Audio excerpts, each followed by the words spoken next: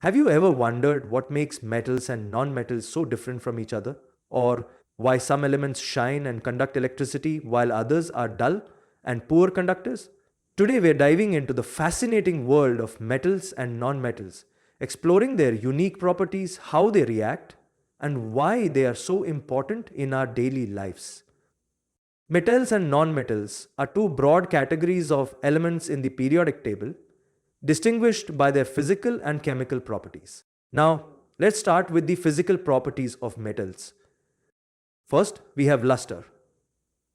Metals have a shiny and reflective surface, often described as metallic luster. Metals are generally in the solid state at room temperature, except for mercury, which is a liquid. Metals are sonorous. They produce sound when beaten. Malleability.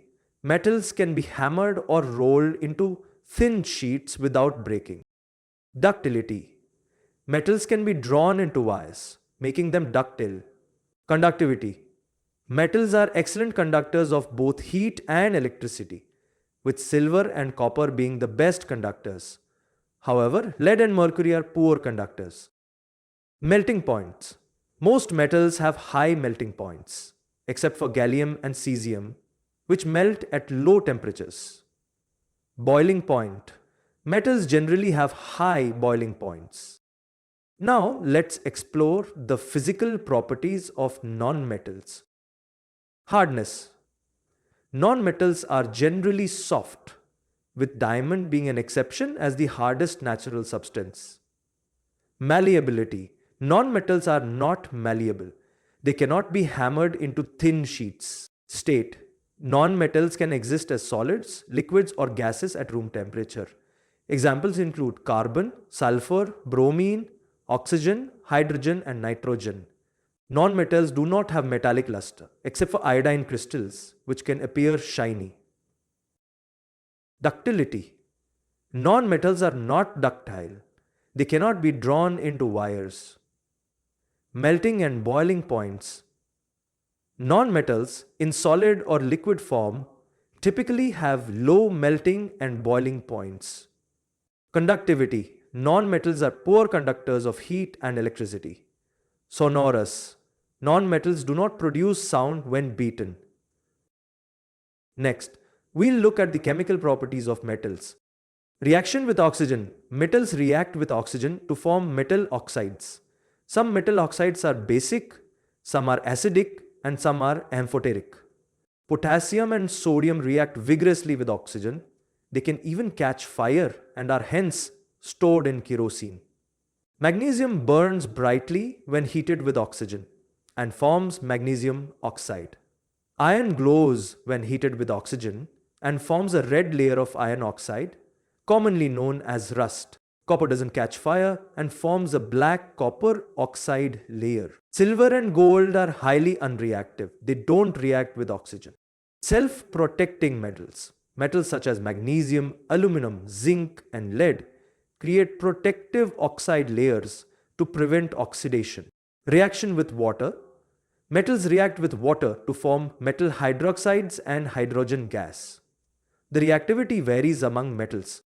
Sodium and potassium react violently with cold water, producing sodium hydroxide, hydrogen gas, and often catching fire. Calcium reacts less violently with water, forming calcium hydroxide and water without catching fire. Magnesium reacts only with hot water to create magnesium hydroxide and hydrogen. Aluminum, iron, and zinc require steam to react, forming metal oxides and hydrogen. Lead, copper, silver, and gold do not react with water at all. Next, we have reaction with acids. Metals react with dilute acids to form salts and hydrogen gas. The reactivity varies among metals, and some metals do not react with dilute acids. Reactivity order. The metals vary in reactivity. In decreasing order, it is magnesium, aluminium, zinc, and iron. Copper, silver, and gold do not react with dilute hydrochloric acid. Nitric acid. Hydrogen gas is not produced when metals react with nitric acid. This is because nitric acid is a strong oxidizing agent. It converts the produced hydrogen into water while itself getting reduced to various oxides of nitrogen. Reaction with metal salt solutions. More reactive metals can displace less reactive metals from their salt solutions in a displacement reaction. Magnesium displaces copper from copper sulfate solution. Now let's move on to reactions between metals and non-metals. Now let's look at the reactivity series of metals. Most reactive, potassium, sodium, calcium. Moderately reactive, magnesium, aluminum, zinc. Less reactive, iron and lead. Least reactive, copper, mercury, silver, gold. So, how do metals and non-metals react? Metals lose electrons to become positive ions. Non-metals gain electrons to become negative ions. Let's look at some examples of this interaction. Formation of sodium chloride. Sodium loses one electron, chlorine gains one electron. The attraction between the two ions results in the formation of sodium chloride. Formation of magnesium chloride. Magnesium loses two electrons. Chlorine gains one electron. The attraction between the two ions results in the formation of magnesium chloride. Now we'll discuss ionic compounds. Ionic compounds are formed by electron transfer from a metal to a non-metal. Ionic compounds are composed of ions. They are crystalline solids and possess high melting and boiling points. Ionic compounds are soluble in water but insoluble in organic solvents. They conduct electricity when in a molten or solution form. Next, we'll discuss the occurrence of metals. Some less reactive metals like gold, silver and platinum are found in their elemental form in the Earth's crust. Most metals are found in the form of compounds such as oxides, carbonates, sulfides and halides. Minerals are naturally occurring elements or compounds in the Earth's crust. Ores are minerals from which metals can be profitably extracted, while gangue refers to the impurities in the ore like rock and sand particles. Extraction of metals from ores. Concentration of the ore. This process involves removing impurities from the ore using various methods to obtain a concentrated form of the metal. Reduction to the metal. The concentrated ore is then subjected to a reduction process, typically with the use of heat and a reducing agent, to obtain the pure metal. Refining. The final step involves refining the metal to remove any remaining impurities, resulting in the pure metal. Here's a flowchart defining the process of extraction of metals from methods and reactivity. Metals low in activity series. These metals can be extracted by heating their ores in the presence of oxygen. For instance, mercury is extracted from cinnabar by heating it with oxygen, first forming mercuric oxide, which is then reduced to mercury.